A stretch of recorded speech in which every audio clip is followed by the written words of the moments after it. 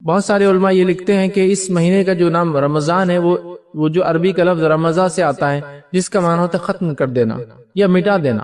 مطلب یہ ایک ایسا مہینہ ہے جو گناہوں کو ختم کر سکتا ہے، ہمارے گناہوں کو ہم سے مٹا دے سکتا ہے. جس طرح سے آگ جلا کر چیزوں کو ختم کر دیتی ہے، یہ مہینہ بھی ختم کر دیتا ہے، جلا دیتا ہے ہمارے گناہوں کو. تو گویا اس مہینے کا نام خود ایک بڑا اہم میسج اور پیغام ہمیں دیتا ہے. تو بہرحال یہ مہینہ ہم سے قریب ہے، لوگ اس کی تیاریاں کر رہے ہیں. لیکن ایک بڑی افسوس کی بات ہے، امت مسلمہ کی ایک بڑی اکثریت ایسی ہے، میں نہیں کہہ رہا ہوں کہ سارے لوگ، لیکن ایک بڑی اکثریت ایسی ہے جو اس مہینے کے فضائل کے تعلق سے بالکل ناواقف ہے. اور جس کا نتیجہ یہ ہوتا ہے کہ جب یہ مہینہ آ بھی جاتا ہے، رمضان کا مہینہ آ گیا، کچھ تو بھی اب تھوڑا سا روٹین ہٹ کر کرنا ہے، بس اتنا سمجھ میں آتا ہے. لیکن اس سے ہٹ کر اس کی ایکچوئل فضیلت کیا ہے، کیا فائدے اس مہینے سے ہم اٹھا سکتے ہیں، وہ ہم نہیں سیکھنا چاہتے یا وہ ہم نہیں جانتے ہیں. جس کے نتیجے میں ہوتا یہ کہ مہینہ سال در سال ہماری زندگیوں میں آتا ہے، مطلب ہر سال یہ ایک مہینہ آتا ہے اور آ کر بس یوں ہی چلا جاتا ہے، اور نہ اعمال میں کوئی تبدیلی نظر آتی ہے، زندگیوں میں کوئی تبدیلی نظر آتی ہے. آپ اندازہ لگائیے، جو لوگ کارپوریٹ لیول پر یا بڑے بڑے کمپنیوں میں کام کرتے ہیں، میں ایک مثال دیتا ہوں، یا اسکولز میں کام کرتے ہیں، کالجز میں کام کرتے ہیں، ایسی جگہ کام کرتے ہیں جہاں ان کو اپڈیٹ کرنا پڑتا ہے اپنے آپ. تو ہوتا یہ ہے کہ وہ کمپنی، وہ کالج، وہ اسکول ان کے لیے کچھ کورسز رکھتی ہے نا، یا کچھ ٹریننگ پروگرامز رکھتی ہے، یا کچھ اپڈیشن پروگرامز رکھتی ہے. نتیجہ یہ ہوتا ہے کہ ایک مثال کے طور پر کمپنی کے اندر ایک نیا سسٹم آیا، وہ سسٹم کو سکھانے کے لیے 3 دن کا کوئی پروگرام کمپنی نے رکھ دیا. میٹنگ ہوتی ہے، سارے لوگ جمع ہوتے ہیں، اور کمپنی نے جو اپنے سسٹم کو اپڈیٹ کیا، وہ اپڈیٹ آپ کو سکھائے جاتے ہیں. وہ 3 دن لوگ آتے ہیں، اس اپڈیٹ کو سیکھتے ہیں. اس کا نتیجہ ہوتا ہے کہ اب اس کے بعد اس سسٹم کو وہ ختم ہونے تک، اگلے سسٹم کے آنے تک چلانا سیکھ لیتے ہیں. مثال کے طور پر آج سمجھ لیجیے ایک نیا سسٹم اپڈیٹ ہوا، 3 دن کی ٹریننگ دی گئی. اس کے بعد یہ سسٹم 2 سال، 3 سال، 4 سال، 5 سال، جب تک وہ سسٹم، وہ آپریٹنگ سسٹم، وہ چیز اس کمپنی میں رہیں گی، تب تک کے لیے وہ آدمی اپڈیٹ ہو گیا. تو 3 دن کے پروگرام نے یہ تبدیلی لائی اس امپلائی کے اندر، اس کام کرنے والے کے اندر، کہ وہ پرماننٹلی اپڈیٹ ہو گیا اس سسٹم کے بارے میں، اس کے ختم ہونے تک، مطلب اگلے نئے سسٹم آنے تک. تو 3 دن کی ٹریننگ یہ کمال دکھاتی ہے. آئیے ایک اور مثال لے لیجیے، آگے بڑھتے ہیں اس چیز کو لے کر کہ ٹریننگ کیا ہوتی ہے، تبدیلی کیسی آتی ہے جب انسان کو ٹریننگ دی جاتی ہے، کسی چیز کے لیے مشق کرائی جاتی ہے.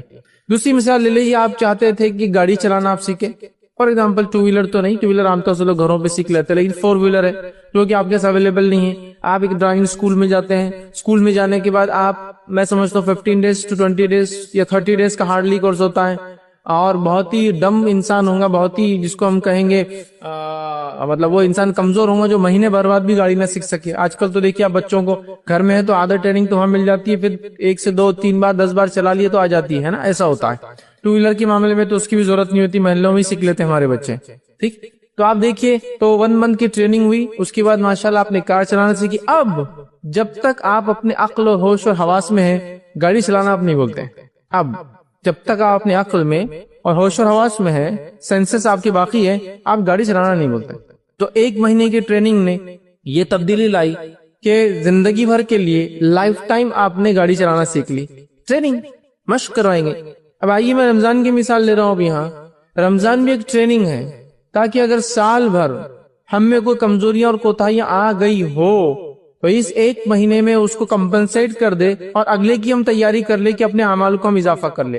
تو رمضان ایک 30 days کی ٹریننگ دی جا رہی ہے، اور یہ اسلامی کیلنڈر کے اعتبار سے 9واں مہینہ ہوتا ہے اسلامی کیلنڈر کا، اور 1 مہینے کی مطلب اپروکسیمیٹ 29 یا 30 days، مطلب جو بھی اس میں ہوتا ہے، 1 مہینہ اسلامی اعتبار سے 1 مہینے کی ٹریننگ ہے.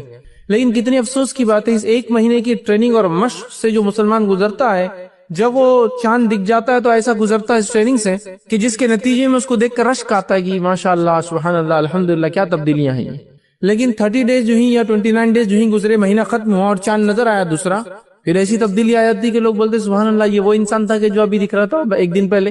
آپ سمجھ رہے بات کو میں جو بتانا چاہ رہا ہوں کہ 3 دن کی اور 30 دن کی ٹریننگز ایک انسان پر ایک سسٹم کے ختم ہونے تک اور ایک انسان پہ اس کی زندگی ختم ہونے تک سکھا دے رہی ہے، اس کو ہمیشہ کے لیے اس کا عادی بنا دے رہی ہے.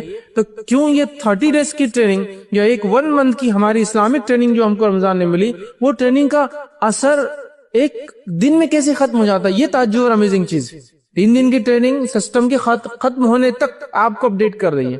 30 دن کی ٹریننگ زندگی بھر کے لیے آپ کو گاڑی چلانا سکھا دے گی. ٹیچرز جو ہوتے ہیں اسکول کالجز کے اندر ان کو 2-2 3-3 دن کے ان کے ٹریننگ پروگرامز ہوتے ہیں, وہ ان کی زندگی کو چینج کر دیتے ہیں. تو سوال یہ 30 ڈیز کا ایک پروگرام جو اللہ رب العزت نے بائی ڈیفالٹ امت مسلمہ کو ہمیشہ کے لیے دے دیا, وہ پروگرام کو اتنا ہم لائٹلی کیسا لے رہے ہیں, اتنا آسان کیسے لے رہے ہیں کہ 30 دن ہم مسلسل ماشاءاللہ نمازوں کی پابندی کر رہے ہیں, زکوٰۃ اور صدقات کی ہم پابندی کر رہے ہیں, اور تمام وہ اعمال جس سے اللہ راضی ہوتا وہ کر رہے ہیں, اور 30 دن گزرنے کے بعد کایا ایسی پلٹ جاتی, زندگی ایسی تبدیل ہو جاتی کہ کچھ ہوا ہی نہیں تھا, کچھ ہوا ہی نہیں تھا. ایک چاند دکھا, اور میں بار بار کہتا ہوں, بہت سے لوگ کہتے ہیں کہ آپ بہت برا کہتے ہیں, ہارش کہتے ہیں, اس طریقے سے نہیں بولنا چاہیے کہ ایک چاند امت مسلمہ میں ایسی تبدیلی لاتا ہے کہ راستے بند ہو جاتے ہیں نماز کے لیے, اور ایک چاند پھر اگلا آتا ہے ایسا کرتا ہے کہ امام کو مصلی ڈھونڈ کر لانا پڑتا ہے.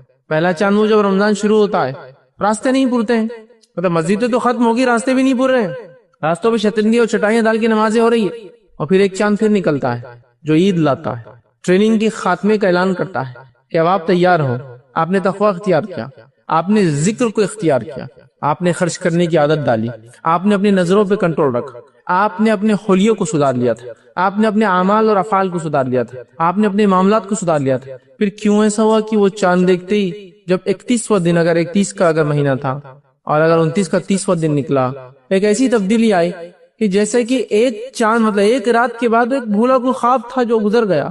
مطلب ایسی کیسی زندگی اتنا ڈائنامک چینج کے ساتھ آئے, جبکہ یہ ٹریننگ دی جا رہی. اللہ رب العزت نے قرآن میں سورہ بقرہ سورہ نمبر 2 میں کیا فرمایا, یا ایھا الذین آمنوا کتب علیکم الصیام کما کتب علی الذین من قبلکم لعلکم تتقون.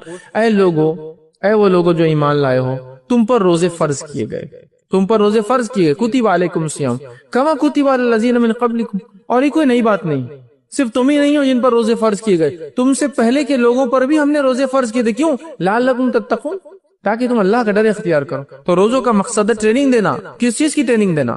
لعلکم تتقون, اللہ کا ڈر, فاصلات اتیان. اور اللہ کا تقویٰ کیا ہے کہ ہمارا اس چیز کو بجا لائے جو ہمارا رب ہمیں حکم دیتا ہے, اور ہر حرام کردہ چیز سے اپنے نفس کو بچائے. یہ تقویٰ لعلکم تتقون, تاکہ تم اللہ کا ڈر فاصلات اختیار کر سکو. تو خود رمضان کے روزوں کی فرضیت کا مقصد اللہ رب العزت بیان کر رہا ہے.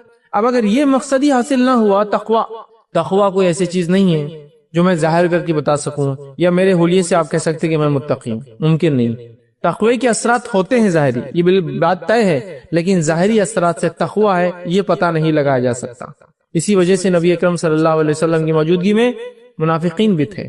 آپ کو بذریعہ وہی بتایا گیا یہ منافق ہے, سمجھ آپ, اس لیے کہ وہ بھی سارے صحابہ کے جیسا وہ سب کرتے تھے جو صحابہ کرتے تھے, لیکن ان کی کچھ علامتیں, کچھ نشانیاں بتائی گئی جو کرتے تو ہے لیکن سستی سے کرتے ہیں, کرتے تو ہے دل نہیں ہوتا اس میں, نماز پڑھے سستی سے پڑھنے, نماز پڑھے دل نہیں ہے اس کے اندر. علامتیں بتائی گئی, جان دینے کو پیچھے ہٹتے ہیں, خرچ کرنے کو پیچھے ہٹتے ہیں, مسلمانوں کو کچھ برا ہو تو خوش ہوتے ہیں, علامتیں بتائی. لیکن ان کے ظاہر سے نہیں پہچانا جا سکتا تھا کہ یہ مسلمان نہیں ہے, سمجھ رہا. تو تقوی کا ایک ظاہری اثر یہ ہے کہ آؤٹر بھی چینجز آتے ہیں, لیکن آؤٹر چینجز سے ہم انر یہ نہیں کہہ سکتے کہ چینج ہو گیا. تقوی دل کی کیفیت ہے. تو رمضان کا مقصد ہے دل کی دنیا بدل دینا, لعلکم تتقون, دل کی دنیا چینج. اس لیے کہ نبی اکرم صلی اللہ علیہ وسلم نے ایک روایت میں کہا, التقوی ہا ہونا, التقوی ہا ہونا, التقوی ہا ہونا. تقوی یہاں ہے, دل میں ہوتا ہے. لیکن میں یہ ہرگز نہیں کہہ رہا ہوں کہ آپ سب کام دل کا شروع کر دیتے, بہت سارے لوگ کرتے, پردہ دل کا, ذکر دل کا, ہر چیز دل کی چل رہی ہے ان کے, نہیں. لیکن تقوی یقیناً یہاں ہے, دل میں, وہ دل کی دنیا بدل جاتی. تو رمضان ہمارے دل کی دنیا کو کیا کرے, تبدیل کرتے. لیکن کتنی افسوس کی بات ہے, رمضان آ رہا ہے, رمضان قریب ہے, صحابہ کی تیاریاں چل رہی ہے, رمضان آ رہا ہے. کچھ صحابہ کو اتنا شوق تھا کہ شعبان میں بھی روزے رکھنا شروع کر دیتے تھے. نبی اکرم صلی اللہ علیہ وسلم روکتے تھے آخری وقت میں کہ مت رکھا کرو, کہ احسان اور رمضان کے روزوں میں کمزور پڑ جاؤ. کچھ صحابہ کو رمضان کی تیاری شعبان سے شروع کر دیتے, تو نبی اکرم صلی اللہ علیہ وسلم نصف شعبان کے بعد روزے رکھنے سے منع کرتے تھے کہ مت رکھا کرو ورنہ کیا ہو جائے گا, کمزوری آ جائیں گی. وہ ٹریننگ لے رہے ہیں کہ رمضان آ رہے, ہمیں روزے رکھنا ہے, تیار ہو رہے ہیں. عمر بن خطاب روکتے تھے رضی اللہ عنہ, اس لیے کہ تم کمزور نہ پڑ جاؤ, رمضان نہ چھوٹ جائے کوئی تم سے. اتنی جس کو کہیں گے ہمارے اسلاف میں جوش اور جذبہ تھا رمضان آنے سے پہلے. آج رمضان ہم پر بھی آتا ہے, ہر سال آتا ہے, لیکن ہم میں کیا جوش و جذبہ آتا ہے, کیا جوش و جذبہ آتا ہے رمضان آنے سے, بتائیے. رمضان آ گیا تو جو خیالات میرے اور آپ کے ذہن میں چل رہے ہیں نا, اللہ معاف کرے ہم کو, وہ کیا ہے معلوم, گھر کا رنگ بہت پرانا ہو گیا, رمضان آ رہے ہے نا. تکیے اور اس کے غلاف کتنے میلے اور پرانے ہو گئے, چینج کرنا ہے, رمضان آ گیا. رمضان آ گئے، چنے کی دال پسا کے رکھنا ہے، اس لیے کہ ابھی اس سے بہت ساری چیزیں جو بننے والی بیسن کے ذریعے وہ سب تیاری کرنا ہے۔ رمضان آ گئے تو اب مغزیات، اب چونکہ رمضان کے بعد اینڈ ریزلٹ کی تیاری ابھی کرنا ہے نا، مطلب عید کی تیاری، تو سیویاں کہاں سے لی جائیں گی، پلاننگ چل رہی ہے، ڈسکشنز ہو رہے ہیں، اس کے لیے کانفرنسز رکھی جا رہی ہے، گھر میں عورتیں جمع ہو رہی ہے، فون پر باتیں کر رہی ہے کہ کیا کرنا ہے، کہاں سے خریدنا ہے، یہ سب ہے۔ رمضان میں پھل اور فروٹ ہم کہاں سے لائیں گے، ہے نا۔ رمضان میں کھانے کی جو ٹائمنگ چینج ہوں گی تو ہماری غذائیات، کیلوریز جو لوگ کانشیس ہوتے ہیں کہ 2000 انٹیک ہونا چاہیے تو کیسے لی جائے، پوری پلاننگ ہو رہی ہے کہ مغرب کے بعد اتنا، عشاء کے بعد اتنا، رات میں سونے سے پہلے اتنا، رات میں پھر نیند میں اٹھ کے ایک بار اتنا، اور پھر سحر میں اتنا لیں گے، تب وہ جو دن بھر میں لیتے ہیں انٹیک اور رات میں بھی کمپلیٹ کرنا ہے، یہ ساری پلاننگ چل رہی ہے۔ پھر عید کے کپڑوں کے لیے extra job, extra work, over time لوگ کر رہے ہیں، کیونکہ عید کے لیے کپڑے ضروری ہے، چونکہ وہ تو واجب ہے نا کپڑے پہننا عید کے دن، اچھے اور نئے بالکل۔ باقی ساری چیزیں تو نہیں ہیں، نماز ہو ٹھیک ہے، رمضان کیسے گزرے، تقوی آیا نہیں آیا، لیکن کپڑے تو کم از کم، دل کی دنیا چینج مت ہو، باہری دنیا تو چینج ہونا چاہیے رمضان کی عید کے دن۔ یہ ہم لوگوں کی بالکل باٹم لائن بات کر رہا ہوں، تیاری ہوتی ہے۔ ہو سکتا ہے ویسٹرن کلچر میں بیسن ویسن کا تصور نہیں ہے تو وہ کچھ اور کرتے ہوں گے، وہ اپنے طور سے ڈیفائن کر لے کیا ہے، لیکن یہ ساری ہے ہماری تیاریاں رمضان کی۔ اور اسلاف صحابہ تابعین رمضان آ رہے ہیں، ایکسٹرا روزے رکھ رہے ہیں، پہلے سے تیاری۔ رمضان آنے والے ہیں، زکوٰۃ اور صدقات کی تیاری۔ رمضان آنے والے ہیں تو اللہ کے ذکر میں اضافہ کیسا کیا، تیاری۔ رمضان آنے والے تو راتوں کی نماز کا اہتمام کیسا ہوگا، اس کی تیاری ہے۔ یہ ساری ان کی تیاریاں ہیں۔ تلاوت قرآن کا اضافہ کیسے ہو، آلریڈی وہ لوگ، کچھ صحابہ کا حال یہ ہے کہ جلدی قرآن ختم کر دے رہے ہیں، نبی اکرم صلی اللہ علیہ وسلم کہہ رہے ہیں نہیں، کم از کم 3 دن میں کرو، فل اسٹاپ لگا رہے ہیں ان کو، مطلب اتنا جوش، یعنی کم از کم 3 دن، اگر 3 دن سے کم میں کسی نے ختم کیا تو اس نے قرآن کا حق نہیں ادا کیا۔ پھر صحابہ مطلب وہ اس سے کم میں کر رہے تھے تو اس کو بڑھایا گیا، لمٹ کو ایکسٹینڈ کیا گیا، نہیں اتنے کم میں نہیں کرنا چاہیے، اندازہ لگائی کیا جوش تھا، مطلب یہ جوش تھا کہ قرآن ہی، کچھ کی حالت ہے کہ قرآن کے علاوہ بات نہیں کرتے ہیں، مطلب یہ اسلاف کی حالت۔ تو قرآن کی تلاوت ہو رہی ہے، ذکر و اذکار کا اہتمام ہو رہا ہے، خرچ کرنے کا اہتمام ہو رہا ہے، اپنے کام کو کم کیسے کیا جائے اس کی پلاننگ چل رہی ہے کہ اب کم کرنا، اس لیے کیا آ رہا ہے، رمضان آ رہا ہے، ہو سکتا اگلا رمضان سمپلی نہ ملے، بالکل ایک دم سیدھی بات ہے، ہو سکتا نہ ملے، تو وہ پوری تیاریاں کر رہے ہیں۔ اور ہمارا حال کیا ہے، اللہ ہم پہ رحم کرے، آ رہے ہیں رمضان اور جا رہے ہیں، 30 دن ہم گزار لینا جیسے تیسے، اور 30 دن ہی خاتمے میں شکر بھی ادا ہو رہا ہے، بس نئے کپڑے بن گئے بچوں کو، اللہ تیرا شکر، وزید کا ہمارا شکریہ۔ مطلب ایک اگر میں گھر میں باپ ہوں، کمانے والا ہوں، تو میرے لیے سب سے بڑی چیز جو رمضان میں ہو گئی اور وہ سکسیسفل منتھ تھا، بس اللہ تو نے بچوں کو کپڑے دلا دیا، یہ ہوگا، عید اچھی سے ہوگی، شرخرما اچھے سے بن گیا، سیوئیاں اچھا بن گئی، میٹھا اچھا ہو گیا، سب میں نام ہو گیا، گھر کو کلر وغیرہ ہو گیا، ماشاءاللہ، بس یہ میرا رمضان ہو گیا۔ اگر رمضان پھر تبدیلی لائیں گا، دل کی دنیا میں نہیں، باہری دنیا کو تبدیل کریں گا، گھر کو تبدیل کریں گا، گھر کے غلافوں کو تبدیل کریں گا، پردے تبدیل ہوں گے، پھر وہ تبدیل نہیں گے۔ ایکچولی ہوا کیا معلوم آپ کو، جس مقصد کے تحت یہ مہینہ دیا گیا تھا وہ ہم نے چھوڑ دیا، ہم اس کو بھول گئے۔ اور اس مہینے کی کیا فضیلت ہے، اللہ رب العزت نے اس مہینے کے اندر جو ہے ہم لوگوں کو روزے کا حکم دیا، جو کہ ایک فرض عبادت ہے، اور صحابہ اس کے لیے اتنے جوش میں ہوتے تھے اور ایسی تیاری کرتے تھے کہ شعبان سے شروع ہو جاتے تھے۔ ٹریننگ ہونا چاہیے نا، چونکہ رمضان آ رہا ہے، پہلے سے عادت ہو انسانی جسم کو، سمجھ رہے ہیں بات، شعبان میں روزے رکھ رہے ہیں۔ نبی اکرم صلی اللہ علیہ وسلم بھی شعبان میں کثرت سے روزے رکھتے تھے، اور حدیث میں آتا ہے آپ نے سب سے زیادہ روزے رمضان کے بعد اسی مہینے میں رکھے، بہت رکھتے تھے۔ کبھی تو ایسا ہوتا تھا کہ آپ ڈر لگتا تھا کہ شعبان رمضان ملا دیں گے ایک ساتھ، لیکن آپ پھر آخر دن گیپ دیتے تھے تاکہ صحابہ کلیئر ہو جائے یہ شعبان تھا اور اب رمضان ہے۔ لیکن آپ نے جو ہم ان لوگوں کو منع کیا جو لوگ کمزور ہوتے ہیں یا کمزوری آ سکتی ہے اور شعبان کے روزے رکھ لے تو پھر رمضان کی نہ رکھ پائے، سمجھ رہا؟ تو یہ جذبہ ہے صحابہ کا، یہ اعمال وہ کر رہے ہیں، یہ اضافہ ہے ان کے اعمال میں، یہ زندگی کی تبدیلیاں ہیں۔ تو اللہ رب العزت نے اس مہینے کو اپنی فرض عبادت روزوں کے لیے چنا، جو کہ اسلام کے ارکان 5 ارکان میں سے ایک رکن ہے، اور اس کا چھوڑنے والا، اس کو نہ رکھنے والے کے لیے بہت خطرناک سزائیں سنائی گئی ہے نا۔ نبی اکرم صلی اللہ علیہ وسلم فرماتے ہیں میں رات سویا ہوا تھا، 2 لوگ میرے پاس آئے، مجھے اٹھا کر ایک پہاڑ پہ لے گئے، اس کی چڑھائی بہت مشکل تھی، میں نے کہا میں نہیں چڑھ سکتا، وہ مجھے بغل سے اٹھا کر اوپر لے گئے۔ اوپر لے جانے کے بعد میں نے شدید چیخ و پکار سنی لوگوں کی، اور میں نے دیکھا کچھ لوگ الٹے لٹکے ہوئے، پیر اوپر ہے اور جو سر نیچے، ان کے جبڑے جو ہے چیرے جا رہے ہیں۔ میں نے کہا یہ کون ہے، ان کے ساتھ یہ کیوں ہو رہا ہے؟ تو ان لوگوں نے کہا یہ آپ کی امت کے وہ لوگ ہیں جو افطار جلدی کر لیتے تھے، مطلب روزہ رکھتے تھے لیکن افطار جلدی وقت پہ نہیں ہوتا، وقت سے پہلے۔ تو روزہ چھوڑنے والوں کا کیا حال ہوگا، اس سے اندازہ لگائیں، ان کے جبڑے چیرے جا رہے تھے اور خون نکل رہا تھا۔ تو روزہ ایک فرض عبادت ہے، اللہ رب العزت نے رمضان کا مہینہ اپنی ایک فرض عبادت کے لیے چنا، یہ اس کی سب سے بڑی فضیلت ہے، سب سے بڑی فضیلت ہے۔ لیکن ہم دیکھتے ہیں ہمیں روزوں کے لیے بھی کوئی تیاری نظر نہیں آ رہی. صحابہ کو تو یہ معمول تھا، اسلاف کا تو یہ حال تھا کہ اپنے چھوٹے چھوٹے بچوں کو روزہ رکھاتے تھے اس نیت سے کہ وہ ٹرینڈ ہو جائے. اس لیے کہ ایک انسان بالغ ہو جائے تو نماز اور روزہ اس پہ فرض ہو جاتا ہے. لیکن کیا آپ امید کرتے ہیں ایک بچہ اگر بالغ ہو تو وہ اپنے بالغ ہونے کے اسی سال پورے 30 روزے رکھ پائیں گا، یا وہ بچی؟ جب تک کہ اس کو پری پلان ٹریننگ نہ ہو. کہ مثال کے طور پر اگر بچہ جو ہے 10ویں سال سے بالغ ہوتا ہے اور وہاں سے اس پہ روزے فرض ہوتے ہیں، تو پھر اس کو کیا ٹریننگ دی گئی کہ 7ویں سال اس نے 2 4 5 روزے رکھے، 8ویں سال اس نے 8 9 10 روزے رکھے، اور اس کے بعد 9ویں سال 15 ایک رکھے. تو پھر اس کو جب وہ 10ویں سال بالغ ہوا تو وہ پورے روزے رکھ سکتا ہے. ورنہ ممکن نہیں ہے کہ اچانک ایک سال آئے اور وہ کہے اب تم بالغ ہو گئے اور کل سے پورے روزے فرض ہیں. امپاسبل ہو جائے گا، ہارڈلی پاسبل ہے. سمجھ رہے ہیں بات کو؟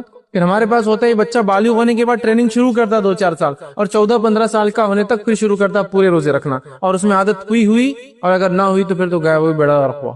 عادت ہوئی تھی اور نہیں ہو سکی تو بس پھر والدین کو بس افسوس ہوگا، اس کو بھی افسوس ہوگا، اور اپنی زندگی چلتے رہیں گی اس کی روٹین.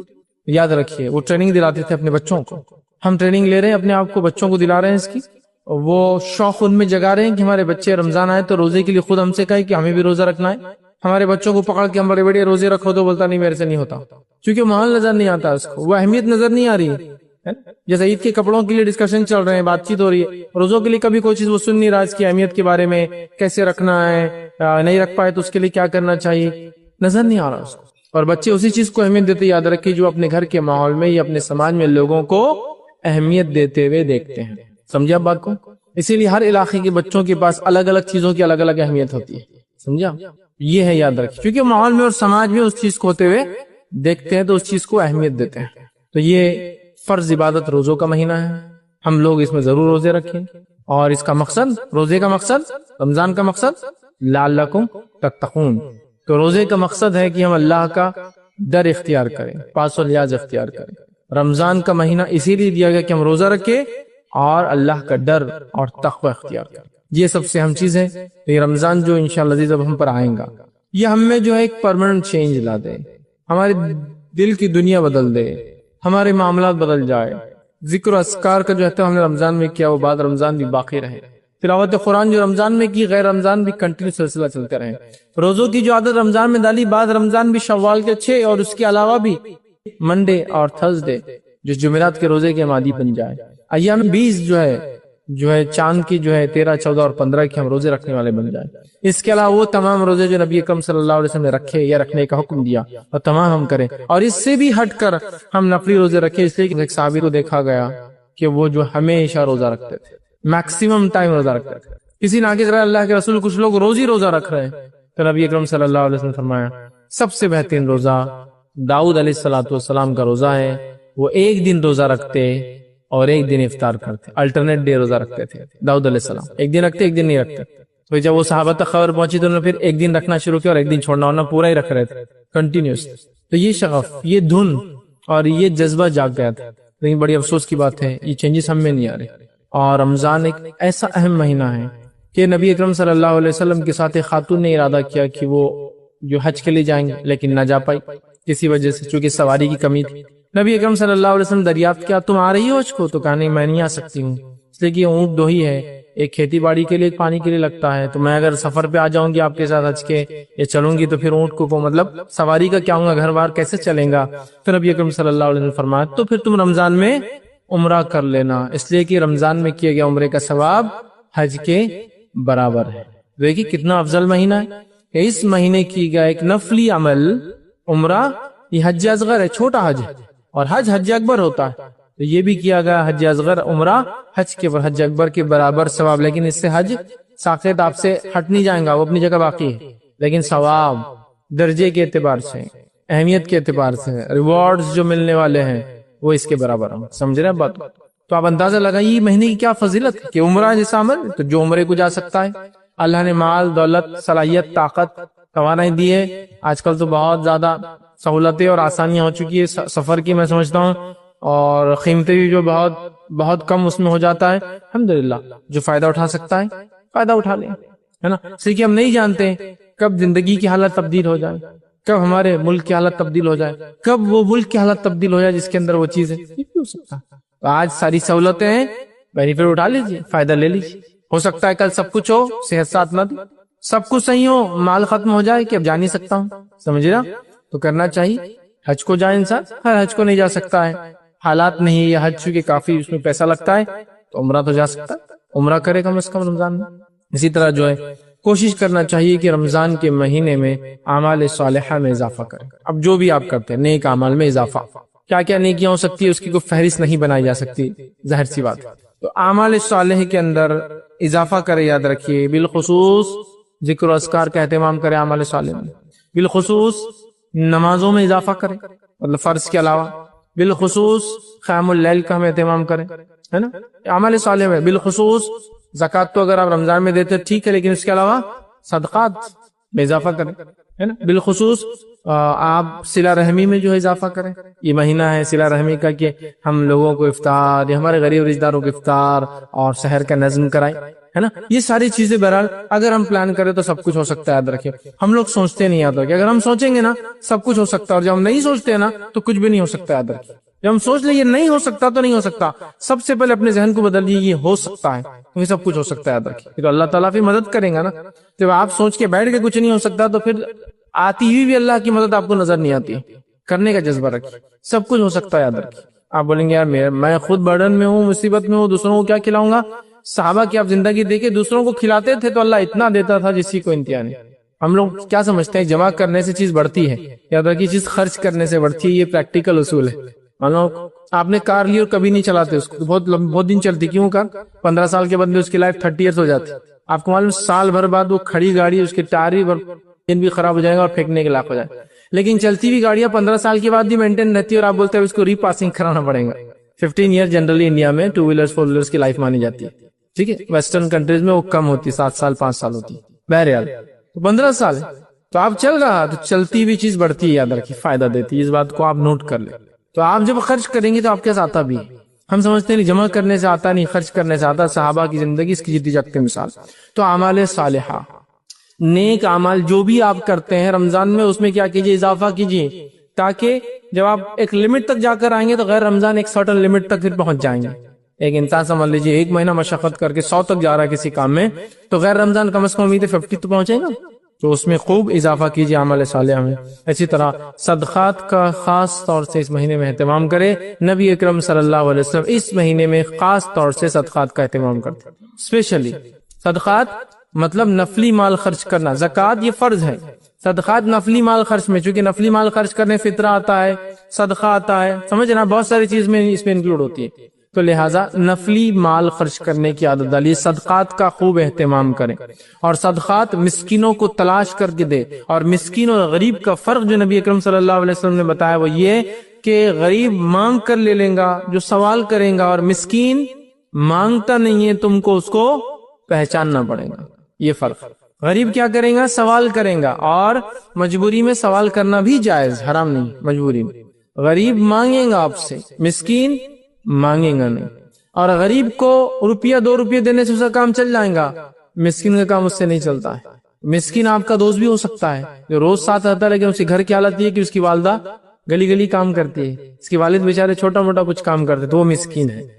بولیں گا تھوڑی آ کر کہ مجھے دیجیے، مسکین بولیں گا نہیں، آپ کو ڈیٹیکٹ کرنا ہے کہ یہ مسکین دکھ رہا ہے، اس کو دینا چاہیے، یہ آپ توفیقاً اس کو دے دیں، تو مسکین اور غریب کا ہی فرق۔ تو صدقات کریں، کوشش کریں کہ غریبوں کو بھی دیں، لیکن خاص طور سے مسکینوں کا ضرور خیال رکھے۔ یہ آپ سے مانگیں گے نہیں، آ کے لقمہ 2 لقمے نہیں مانگیں گے، اس سے ان کا کام بھی نہیں بنے گا، ان کو تلاش کریں۔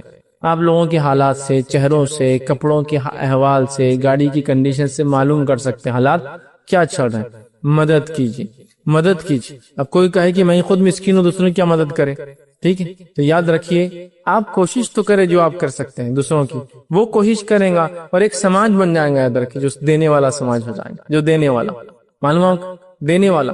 صحابہ کے تعلق سے اور اس کے بعد کے اسلاف کے مدینے کے ماحول کے تعلق سے کچھ روایتیں ایسی ملتی ہے تاریخی کہ کوئی کسی کے گھر میں اگر کھانے کو کوئی چیز دیتا، سمجھا، تو وہ بازو والے کو شفٹ کر دیتا کہ وہ زیادہ مستحق ہے میرے سے کہ میں کھاؤں، وہ اس کو شفٹ کرتا، حتیٰ کہ وہ چیز پورے محلے میں گھوم کر اس پہلے شخص کے پاس آتی جو اس کو جس نے اس کو دیا تھا، کیونکہ ہر فرد کیا بولا نہیں وہ میرے سے زیادہ مستحق ہے، اس کو دے دو، تو وہ ٹرانسفر یہاں سے ہو رہی بازو والے گھر، بازو والا کیا بولا نہیں میرے سے زیادہ مستحق وہ بازو والا ہے، وہ وہاں سے ٹرانسفر اس کے گھر، ایسا پورا جا کر وہ چیز واپس اسی کے پاس آتی جو دے رہا ہے۔ ایک واقعہ آتا ہے کہ ایک شخص بغداد سے نکلا، اس کی والد نے نیت کی تھی کہ مدینے کے سب سے غریب انسان کو جا کر 10,000 درہم تم صدقہ کر دینا، 10,000 چاندی کے سکے صدقہ کر دینا۔ وہ شخص وہاں سے نکلے اور پہنچے مدینہ۔ جب مدینہ پہنچے تو مدینہ پہنچنے کے بعد ارادہ کیا کہ جو والد نے نیت کی تھی 10,000 دینار سب سے غریب انسان کو، کسی نے کہا بھائی غریب انسان کہاں ملے، کسی نے کہا وہاں ڈھونڈتے ڈھونڈتے پہنچ گئے۔ اب جو سب سے غریب گھر پہ گئے، دستک دی اور کہا کہ میرے والد نے نیت کی تھی کہ مدینے کے سب سے غریب انسان کو 10,000 درہم میں دوں، تو آپ کے بارے میں پتا چلا آپ سب سے غریب ہیں، یہ لیجیے آپ کے لیے 10,000 درہم۔ تو کیا کیا انہوں نے؟ میں ہوتا تو کیا کرتا؟ یہ جنرس آفر میں جانے دیتا کبھی کو، 10,000 روپے مجھے دے رہا ہے، نہیں جانے دیتا۔ وہ کیا بولتا ہے معلوم شخص جس سے گھر پہنچے، کیا وہ غلط گھر آ گئے، میرا پڑوسی میرے سے زیادہ غریب ہے تو لہذا وہ ڈیزرو کرتا، چونکہ آپ کی نیت تھی سب سے غریب انسان کو دینا۔ وہ شخص وہاں سے بازو والے کے پاس جاتے ہیں اور کہتے ہیں کہ یہ 10,000 درہم جو ہے آپ کے لیے ہے، اس لیے کہ میرے والد نے یہ نظر مانگی تھی۔ تو انہوں نے کہا کیا آپ میرے بازو والوں کے پاس گئے؟ اس لیے کہ آپ غلط جگہ آ گئے، میرے سے زیادہ غریب میرا پڑوسی ہے۔ تو انہوں نے کہا میں بازو گیا تھا، اور انہوں نے کہا کہ ان سے زیادہ غریب آپ ہیں۔ یہ شخص نے کہا اگر انہوں نے ایسا کہا تو ایک کام کیجئے، پھر ہم دونوں اس کا مطلب برابر ہے، کیونکہ وہ بول رہے میں ہوں اور میں بول رہا ہوں وہ ہے، تو دونوں برابر ہے، آپ تقسیم کیجئے، 5,000 درہم دونوں میں تقسیم کر دیے گا، اس لیے کہ دونوں سب سے غریب تھے۔ اب وہ سمجھ دیکھیے آپ، صدقات اتنا کر رہے ہیں کہ لینے کے لیے کوئی تیار نہیں۔ ہر آدمی دینے کی جذبہ رکھتا ہے، جیسا آج ہم میں ہر آدمی لینے کا جذبہ رکھتا ہے نا، اس زمانے میں ہر آدمی دینے کا جذبہ رکھتا تھا۔ دینے کے جذبے کی وجہ سے اللہ نے برکتیں بھی اتنی دی تھی ان کی زندگیوں میں، یاد رکھیے، اور دینے کے جذبے کی بنیاد پر اللہ نے برکتیں بھی رکھی تھی زندگیوں میں۔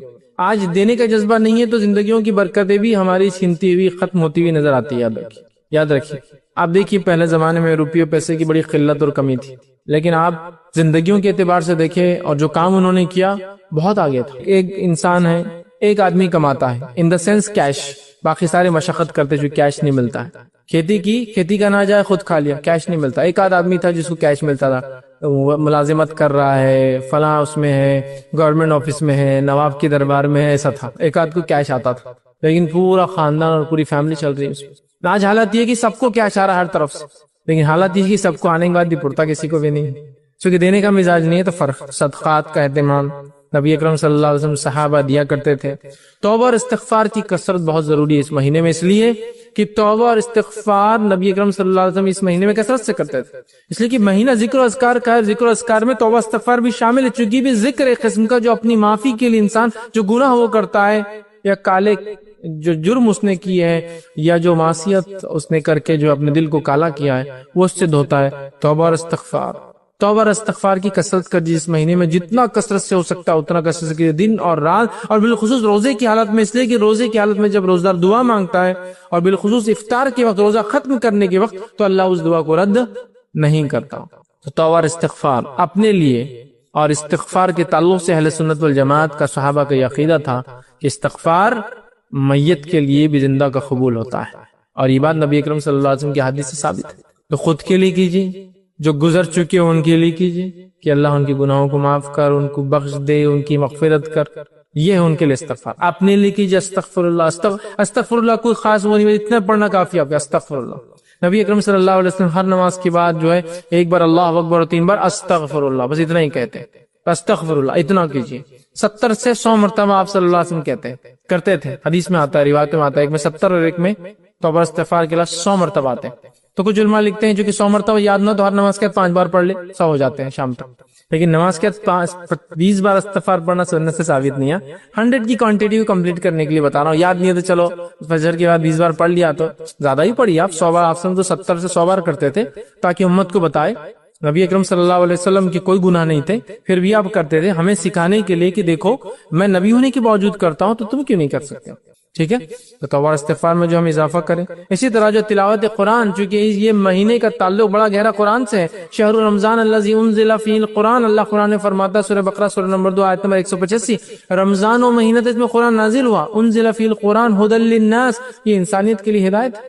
تو قرآن کا مہینہ تو شہر رمضان، شہر القرآن، رمضان کا مہینہ قرآن کا مہینہ ہے، ایسا بالکل دونوں چپکے ہوئے ایک دوسرے سے الگ نہیں ہو سکتے۔ رمضان کا مہینہ دراصل قرآن کا مہینہ ہے، قرآن کی تلاوت میں کثرت. نبی اکرم صلی اللہ علیہ وسلم اس مہینے کے اندر 2 بار قرآن جو ہے پڑھا کرتے تھے. مطلب ایک بار پڑھتے جبرائیل علیہ السلام کو سناتے اور ایک بار جبرائیل علیہ السلام آپ کو سناتے ایک دوسرے کو, اور آخری وقت آپ نے 2 بار پڑھ کر سنا جبرائیل علیہ السلام کو آخری قرآن. مطلب اس کے بعد اس سال آپ کا انتقال ہو گیا. کثرت سے قرآن رمضان کے مہینے میں. اور نبی اکرم صلی اللہ علیہ وسلم پورا قرآن جتنا آپ پہ اترا ہوتا اتنا پورا ختم کرتے رمضان میں. وہ رمضان ایک طرح سے پورے قرآن کا وہ ہوتا ریویژن ہوتا جو سال بھر اترا تھا, چونکہ آپ کی وفات سے پہلے تو قرآن اترتا رہا نا, تو ہر سال جتنا تھا قرآن اتنا پورا پڑھا جاتا رمضان میں. ہم لوگ بھی کوشش کریں, اور اسی لیے قرآن کو 30 پاروں میں بانٹا گیا. یہ 30 پارے آپ کے زمانے میں نہیں تھے, یاد رکھیے, جو ہم لوگ مارکنگ کرتے ہیں وہ ہم نے بعد میں بنائے تاکہ 30 ڈیز میں قرآن ختم ہو. منزلیں بنائی گئی تاکہ 7 ڈیز 7 منزلیں نا 7 دن میں ختم ہونا, سمجھ رہے آپ, 30 دن میں ختم ہونا.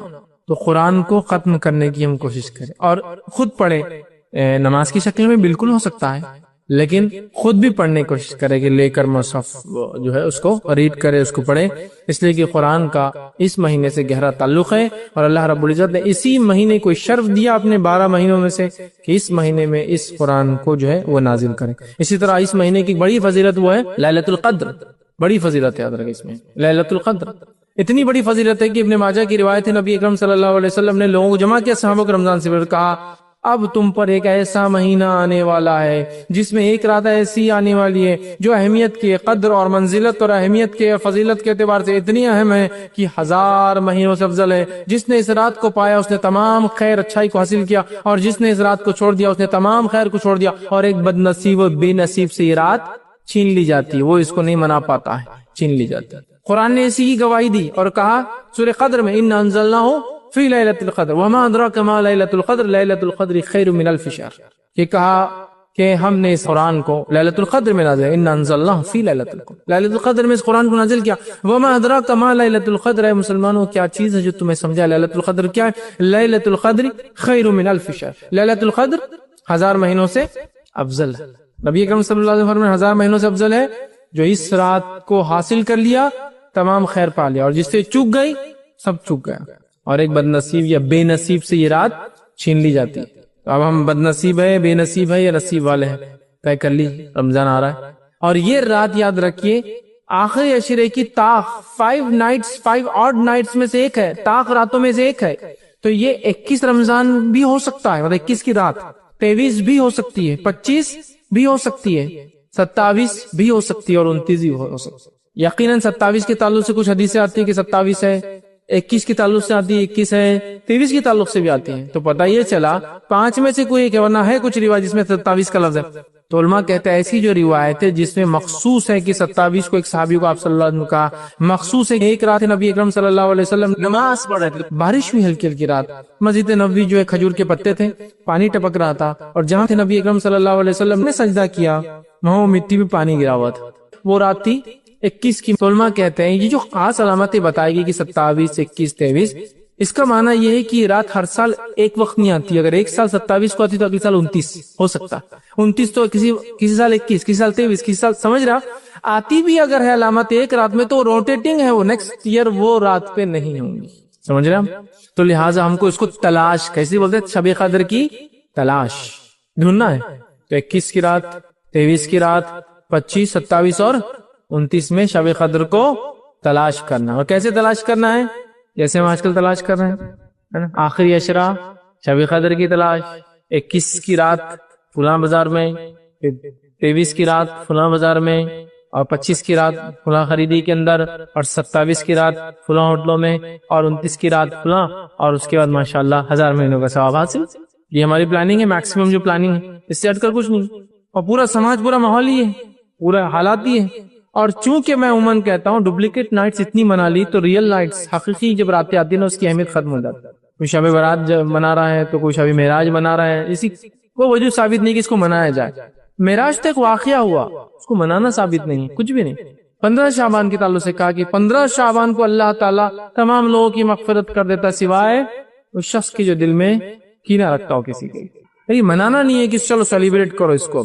اب منانا کیا ہے, یہ رات ہے شب قدر, لیکن 5 ہے نا, تو کہاں چکر میں جانا اتنا لمبا, شارٹ کٹ کر کے آ جاؤ ادھر ہی, کیوں جائیں گے اس کے اندر. یہ ہے ریئل نائٹس جس کو آپ جاگ کے منائیں, ڈھونڈ کر منائیں, تلاش کر کے منائیں, پلان کر کے منائیں, چھٹی لے کر منائیں. میرا آفس سے نہیں ہوتا تو چھٹی لیجیے 5 دن, کیا جاتا ہے, لیکن اس کو منائیے. مطلب عبادت کیجیے. اور رات شروع ہوتی ہے مغرب سے لے کر طلوع آفتاب، مطلب غروب آفتاب سے لے کر طلوع آفتاب تک، مطلب سن سیٹ سے سن رائز تک پورے اس کو رات بولتے ہیں. تو کم و بیش آج ہمارے پاس رات 12 گھنٹے کی ہے، 10 گھنٹے کی ہے، کسی کا 5 گھنٹے کی ہے. تو آپ کو اس رات کو منانا ہے. یاد رکھ، جتنی بڑی ہے اتنا افضل ہے وہ بھی، جتنی چھوٹی وہ بھی ہے کہ انسان کم وقت میں زیادہ حاصل کر لے. سمجھ رہے ہیں بات؟ تو اس کو منانا ہے، اس کو وہ کرنا ہے. یاد رکھ، اس کے لیے کوئی بہانہ تلاش نہیں کرنا ہے. وہ کسی بھی حال میں ہم کو اس رات کو منانا ہے، اس کے فائدہ اٹھانا ہے. اسی طرح رمضان کی ایک فضیلت قیام اللیل ہے. نبی اکرم صلی اللہ علیہ وسلم فرماتے جو رمضان کے مہینے میں قیام اللیل کرے ایمان اور احتساب کے ساتھ، اس نیت سے کہ اللہ اس کا اجر دیں گا، غفر له ما تقدمت من ذنبک، اللہ پچھلے گناہ معاف کر دیتا ہوں. قیام اللیل رمضان جو اس کو پڑھیں گا اس نیت سے کہ اللہ خالص اپنی نیت کر کے اللہ تیرے لیے کر رہا ہوں، اس کا مجھے اجر چاہیے، غفر له ما تقدمت من ذنبک، پچھلے گناہ معاف. کتنی افضل مہینہ ہے کہ صرف رات میں عبادت کرے تو پچھلا معاف کروا لیتا. بہت افضل مہینہ ہے. یاد رکھیے ہر رات حدیث میں آتا ہے کہ ہر رات اللہ تعالیٰ رمضان میں لوگوں کو جہنم سے آزادی دیتا ہے. ایک روایت میں آتا ہے کہ اللہ تعالیٰ ہر افطار کے بعد لوگوں کو جہنم سے آزادی دیتا ہے. آپ بولیں گے جہنم میں کوئی گیا نہیں؟ ہاں گیا نہیں، لیکن وہ لوگ جو جہنمی اعمال کر رہے تھے اس مہینے میں اچھے عمل کر کے اپنے لیے مغفرت لکھوا لیتے ہیں. سمجھ رہے آپ؟ یہ معنی ہے اس کا. ٹھیک ہے، تو قیام اللیل کا اہتمام کریں. قیام اللیل وہ رسمی قیام اللیل نہیں، وہ قیام اللیل جو حقیقی ہو، ریئل ہو، جس میں ہم جو ہے رات میں اللہ کو راضی کرنے کے لیے قیام اللیل کریں. ٹھیک ہے، اس لیے کہ بات اس لیے کہہ رہا ہوں کہ بہت ساری جگہ قیام اللیل کا اہتمام بہت سارے علاقوں میں ہوتا ہے، جس میں مختلف قسم کے اچھے اچھے کھانے بنائے جاتے ہیں مسجدوں کے اندر. تو لوگ جا کے مسجد میں 1 بجے جا کے کونے میں سو جاتے ہیں، پھر 3-4 بجے جیسی افطار کا سحر کا ٹائم وہاں کے اٹھ کے وہاں کھانا شروع، یا پھر قیام اللیل میں اس لیے جا رہے ہیں کہ وہاں کھانا بھی مل جاتا اپنے کو. یہ سب نہیں، ریئل یہ ہے کہ ہم اللہ کے لیے اور اس نیت سے کہ احتساب کہ اللہ مجھے اس کا اجر تو دیں گا، اس کا اجر مجھے ملے گا، اس کے پچھلے گناہ معاف ہو جاتے ہیں. اسی طرح جو ہے لیلۃ القدر میں قیام، اس کی بھی الگ فضیلت آتی. حدیث میں آتا ہے جو لیلۃ القدر میں قیام کرے اس ایمان اور احتساب اس نیت سے کہ اللہ اس کا اجر دے، اس کے بھی پچھلے گناہ معاف ہو جاتے ہیں. پورے رمضان میں بھی ہو رہے ہیں، لیلۃ القدر میں بھی ہوتے ہیں. تو کوشش کریں لیلۃ القدر میں تلاوت قرآن کے ساتھ ساتھ قیام اللیل کا بھی ہم اہتمام کریں. اسی طرح رمضان کے مہینے میں اعتکاف یاد رکھیں، یہ بہت اہم عبادت ہے. نبی اکرم صلی اللہ علیہ وسلم آخری عشرہ اعتکاف کرتے. جس سال آپ کی وفات ہوئی آپ نے 20 دن 2 عشرہ اعتکاف کیا. تو اعتکاف کا اہتمام کریں. اعتکاف مسجد میں ہوتا ہے، اس کی تمام تر تفصیلات میں سمجھتا ہوں میں نے جو ہے اعتکاف اہمیت احکام اور مسائل اس میں بہرحال رکھیے. تو ہم کوشش کریں اعتکاف کریں، اور اعتکاف صرف مسجد میں ہوتا ہے، چاہے مردوں کا ہو چاہے عورتوں کا ہو. یاد رکھیں ٹھیک ہے، اعتکاف مسجد میں ہوتا ہے، تو اعتکاف کا اہتمام کریں. اسی طرح جو ہے تقوی اختیار کرے، چونکہ اس مہینے کا مقصد یہ ہے تقوی اختیار کرنا، ٹریننگ حاصل کر کے اپنی زندگی کو چینج کرنا. تقوی اختیار کرے. اس مہینے میں کثرت سے دعائیں کرے، چونکہ مغرب کے وقت مطلب افطار کے وقت بھی مغفرت ہو رہی ہے، ہر رات مغفرت ہو رہی ہے، تو خوب دعائیں کرے. اور یاد رکھیے رات میں اللہ تعالیٰ کا پہلے آسمان پہ آنا اور دعاؤں کو سننا یہ رمضان کے لیے خاص نہیں ہے، یہ سال بھر چلتے رہتا ہے. صحیح مسلم کی روایت ہے ہر رات اللہ تعالیٰ رات کے آخری پہر، تیسرے پہر، رات کا جو آخری حصہ ہوتا ہے اس میں انسانی دنیا پہ نازل ہوتا ہے، اور ایک ندا آواز لگائی جاتی ہے کوئی مغفرت چاہنے والا میں دینے بیٹھا، ہے کوئی مانگنے والا میں دینے بیٹھا. اسی لیے نبی اکرم صلی اللہ علیہ وسلم رات کے آخری پہر میں نماز پڑھتے تھے تہجد کی خاص طور سے. ویسے تو آپ نے عشاء کی بعد بھی پڑھی، بیچ رات میں پڑھی، اور آخری وقت میں زیادہ پڑھتے تھے، لیکن چونکہ اس وقت اللہ تعالیٰ آسمانی دنیا پہ ہوتا ہے اور آواز لگائی جاتی ہے کوئی مانگنے والا. بلکہ ایک روایت کے اندر جو حسن درجے کی روایت ہے جامع جو ہے ترمذی کی، اس میں تو یہ بھی ہے جو شخص رات میں اٹھ کر رات میں تہجد پڑھتا ہے اس کا ایک فائدہ ہے کہ اللہ تعالیٰ اس کی جسمانی بیماریوں کو بھی اس سے دور کر دیتا ہے، دوسرے فوائد کے ساتھ ساتھ کہ اللہ نزدیک ہوتا ہے، دعائیں سنی جاتی ہیں. دعا کثرت سے دعائیں کریں، کثرت سے دعائیں. سجدے میں دعا، نماز کا سجدہ ہی مراد، نفلی نمازیں پڑھے سجدوں میں دعائیں کریں. کثرت سے دعا قائدوں کے اندر کریں جو ثابت ہے، اور دیگر دعائیں جو مختلف ارکان میں نبی اکرم صلی اللہ علیہ وسلم نماز میں کی. اس کے علاوہ عورتیں ہیں بھائی ٹھیک ہے، یہ تو ساری چیزیں عبادت کی، اس کے علاوہ جو ہے دعاؤں کے لیے کوئی پاکی اور ناپاکی کا بھی مسئلہ نہیں. دعا کے لیے کوئی نہیں کہ آپ کوئی مخصوص وقت نہیں ہے، کوئی پاکی اور ناپاکی نہیں، ہر حال میں دعا کر سکتے. دعاؤں کا اہتمام کریں. دعا خود اپنے آپ میں ایک عبادت ہے، دعا عبادہ، دعا عبادت. ٹھیک ہے، تو دعاؤں کا کثرت سے اہتمام کریں اپنے لیے اور دوسروں کے لیے، اور اپنے میت کے لیے جو مر چکے ہیں. بہت اچھا موقع ہے، ویسے تو کبھی بھی کر سکتے ہیں لیکن یہ خاص موقع ہے. اور حدیث کے اندر الفاظ ہیں میت انتظار کرتی ہے قبر کے اندر، یہ کوئی اس کے لیے دعا کرے. اسی طرح جس طرح سے ڈوبنے والا تنکے کا سہارا لیتا ہے، میت قبر میں انتظار کرتی ہے اس کے زندہ لوگوں کے دعا کرنے کے لیے کہ کوئی دعا کرے میرے لیے. جیسا ڈوبتا ہوا انسان کا تنکے کو پکڑتا ویسے ہی انتظار کرتی ہو کہ کوئی دعا بھیجے، ان کی مغفرت کی دعا کیجیے. اپنے لیے کیجیے، دوسروں کے لیے کیجیے. اپنے لیے دعا کرو گے اس کے فائدے، دوسروں کے لیے دعا کرو گے اس کے بھی فائدے. نبی اکرم صلی اللہ علیہ وسلم فرماتے ہیں جب کوئی بندہ مومن دوسرے مومن بندے کے لیے غائبانہ دعا کرتا ہے، وہ سامنے نہیں ہے اور اس کو بولتا بھی نہیں ہے کہ تمہارے لیے کیا، تو وہی دعا پر اس کے لیے فرشتے آمین بولتے ہیں. تو میں اس کو اپنی زبان میں بولتا ہوں، دعا کرو اور اپنے لیے دعا کرواؤ آٹومیٹک. میں کہہ رہا ہوں اللہ میرا بھائی بڑا پریشان حال ہے، اس کے مصیبت کو دور کر. تو فرشتے کیا دعا کرتے ہیں؟ اللہ اس کی مصیبت کو اس سے دور کر. اے اللہ ان کی بچیوں کی بڑے مسائل ہیں، ان کے لیے آسانی عطا فرما. فرشتے دعا کرتے ہیں اللہ اس کی بچیوں کے لیے اس کے لیے آسانی عطا فرما. اے اللہ ان کی تجارت میں جو ہے کمی آ گئی، اللہ اس میں برکت عطا فرما. فرشتے دعا کرتے ہیں اللہ اس کی تجارت میں برکت عطا. دعا کرو اور دعا اپنے لیے کرواؤ. کتنا اچھا اصول ہے نا. اور غائبانہ دعا بول کر بھی دعا کی جا سکتی ہے، غائبانہ کرنے کی فضیلت ہے. یہ حدیث میں آتا ہے کچھ دعائیں جو رد نہیں، اس میں سے ایک دعا ہے کہ مومن بندے کا دوسرے مومن کے لیے غائبانہ دعا کرنا، بغیر بولے چپکی اس کے لیے دعا کرنا. یہ بھی ایسا اہتمام کر لیا آپ دعاؤں کا، اسی کو انتہا نہیں. ہم لوگ دعاؤں میں بڑے کوتا نظر آتے ہیں نا.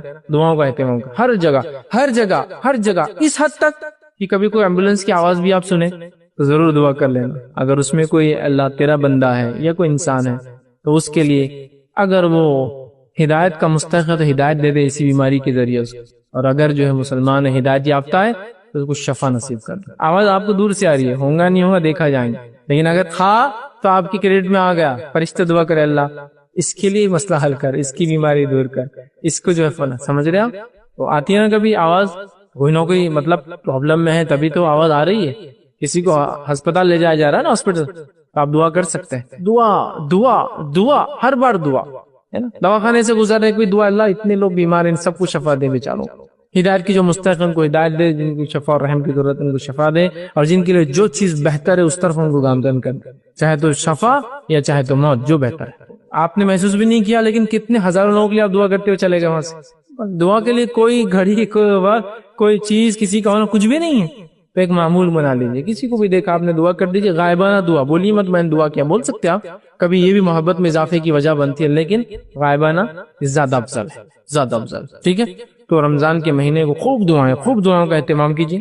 اسی طرح جو ہے رمضان کے مہینے میں جو عمل کرنا ہے اس میں سے ایک عمل یہ بھی ہے کہ جو ہے ہمیں اس مہینے کو اپنے لیے مغفرت کا مہینہ بنانا یاد رکھیں. اس لیے کہ اس مہینے میں یہ صلاحیت اللہ تعالیٰ نے دی ہے کہ یہ مہینہ میرے اور آپ کے لیے کس کا مہینہ بن سکتا ہے؟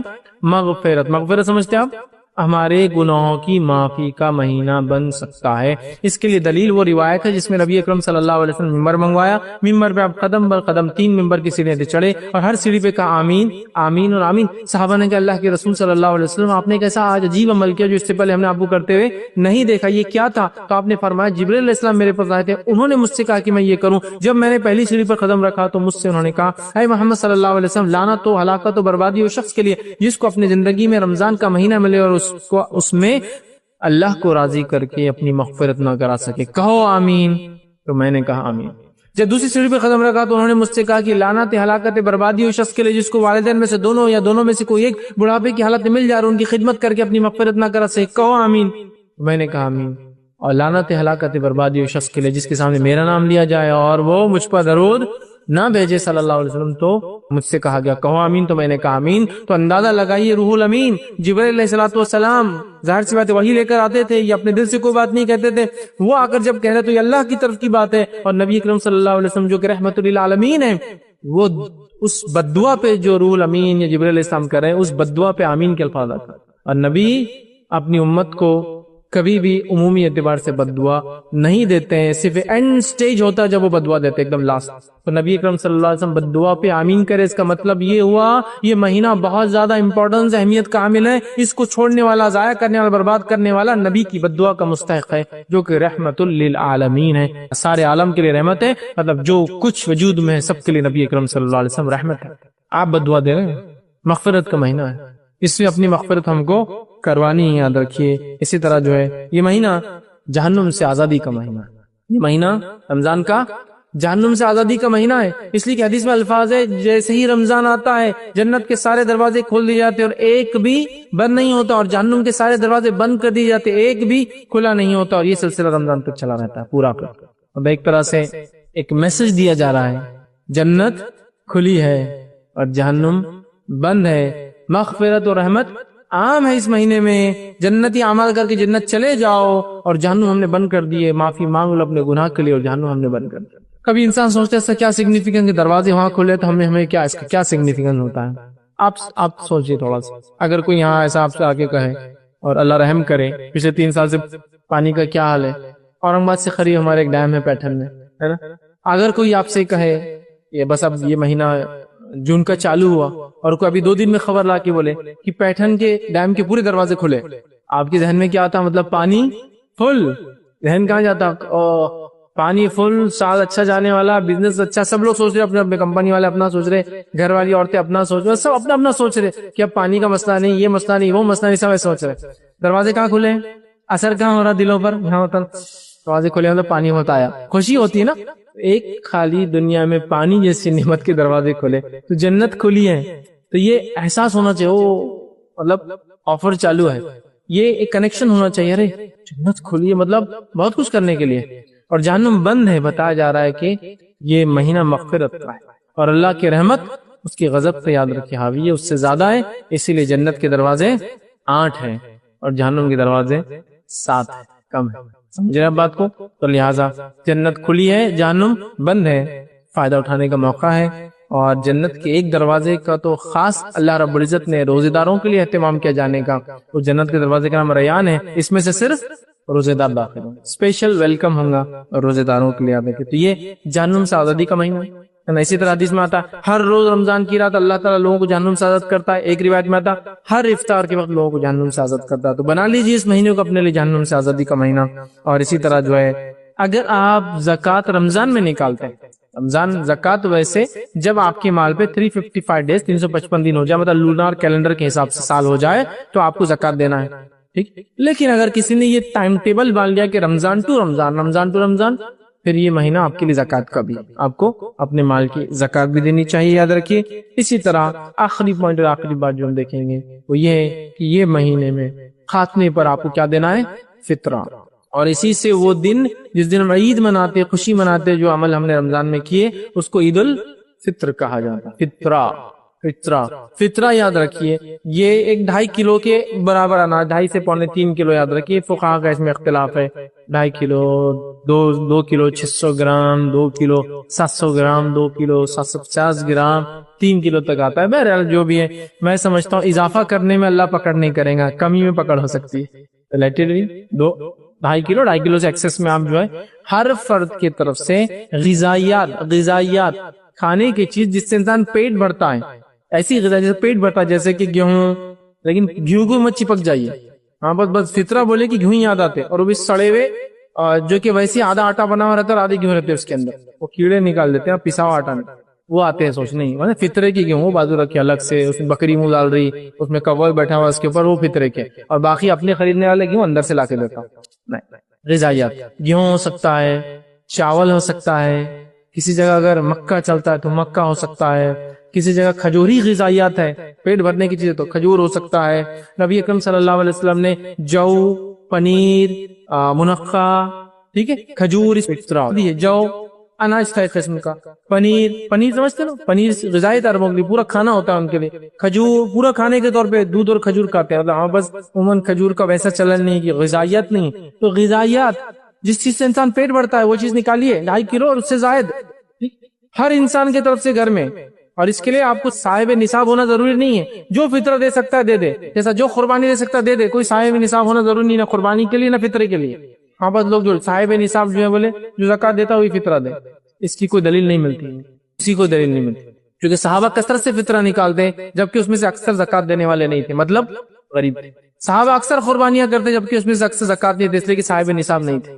شروعاتی دور میں، بعد کے دور میں تو اللہ نے نوازا، سمجھا بات کو، تو لہٰذا دینا ہے، نکالنا ہے 2.5 کلو غذائیات، اور وہ جو آپ خود کھاتے ہو، اسپیشل نہیں نکالنا ہے، جو ہلکا نکالتے نا اسپیشل رہتا ہو، نہیں، اچھا یہ غذائیت میں اب کچھ لوگ نیا کرتے ہیں، فطرے کی ساڑیاں، فطرے کی ساڑی ہوتی ہی نہیں، فطرے کا کپڑا نہیں ہوتا ہے، فطرے کا صرف اناج ہوتا ہے، کھانے کی چیز میں دے سکتے ہیں آپ، کیش بھی نہیں سکتے آپ، فطرہ کیش بھی نہیں یاد رکھیں، اور فطرے کی خاص حکمت جو علماء لکھتے ہیں وہ یہ ہے، عید کے دن لوگ کھائے اور پیے، بھوکے نہ رہے، مانگے نہ، مطلب سماج جب عید منا رہا ہے تو سارے لوگ کھائے اور پیے، کوئی بھوکا نہ رہے، یہ مقصد ہے اس فطرے کا، تو فطرہ کب دینا ہے؟ عید کا چاند دکھنے کے بعد. جمع کرنے کی نیت سے کچھ دن پہلے سے اس کو جمع کلیکشن کیا جا سکتا ہے، لیکن ڈسٹریبیوشن چاند دکھنے کے بعد ہوگا اور عید کی نماز سے پہلے ہوگا. چاند دکھنے کے بعد سے کلیکشن ہو سکتا ہے ایڈوانس، لیکن ڈسٹریبیوشن چاند دکھنے کے بعد سے عید کی نماز سے پہلے تک ہوگا. اور جس نے عید کی نماز تک نہیں ادا کی اور نماز پڑھ لی، اس کا فطرہ ضائع ہو گیا، اب صدقے میں چینج ہو گیا، اس کا ثواب نہیں بنے گا. اور فطرے کا اجر کیا ہے؟ آپ صلی اللہ علیہ وسلم فرماتے ہیں رمضان کے روزوں میں جو خطائیں، لرزشیں، غلطیاں، کوتاہیاں ہوئی ہے، یہ فطرہ ان سب کو ختم کر دیتا ہے، مٹا دیتا ہے. سمجھے آپ؟ فطرے کا فطرہ، اپنے آپ کو بینیفٹ کا بینیفٹ، قوم کو، انسانیت کو فائدہ اور اپنے آپ کو فائدہ. فطرہ دینا ہے ہر انسان کو اپنی طرف سے، ہر فرد کو. غلام بھی ہو آپ کے پاس تو غلام والا سسٹم نہیں، لیکن بتا رہا ہوں زندہ اور غلام سب کے لیے، بچوں کے لیے بھی، وہ عمر نے اس کی بچوں کے لیے بھی، سمجھا؟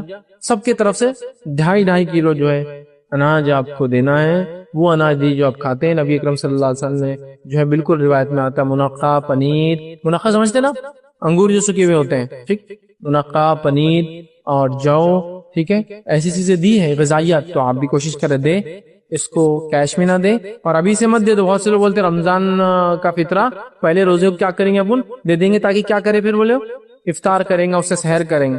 ارے فطرہ وہ عید الفطر کے لیے ہے، رمضان افطار کے لیے الگ دیجیے. آپ ہر چیز ایک میں ایڈجسٹ کرنا ہے آپ کو.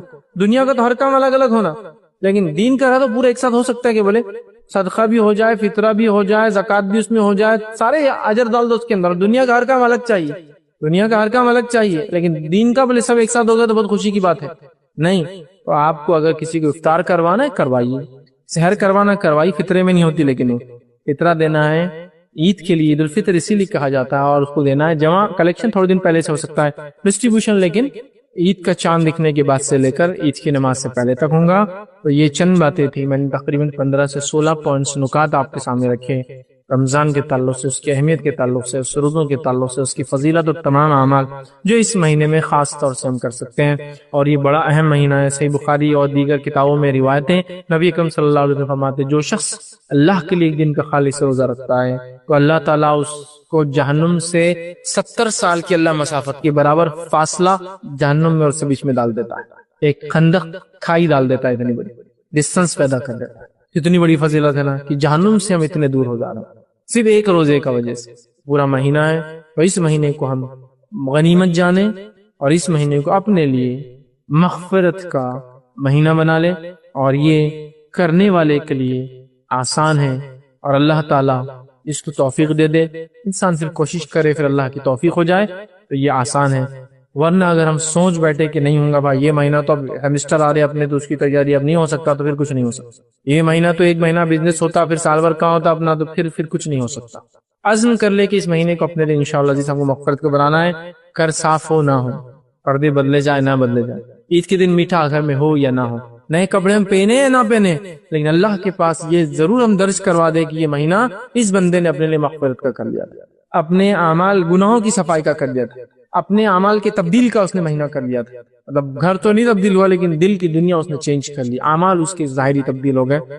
یہ ضرور نظر آیا تھا. اگر ایسا ہوا تو ہم یقیناً کامیاب ہوگا. اور اگر پھر وہی رسمی چلتا رہا جو کئی سالوں سے چل رہا ہے، اب آنکھ کھول کے انسان، مجھے 36 سال ہو گئے، وہی رسمی سب چیزیں دیکھی جا رہی ہے، وہی سب ہو رہا ہے، وہی دنیا چل رہی ہے، ہر رمضان آ رہا، وہی تیاریاں، وہی کپڑے، وہی بازار، وہی سب میٹھے اور وہی سب چیزیں.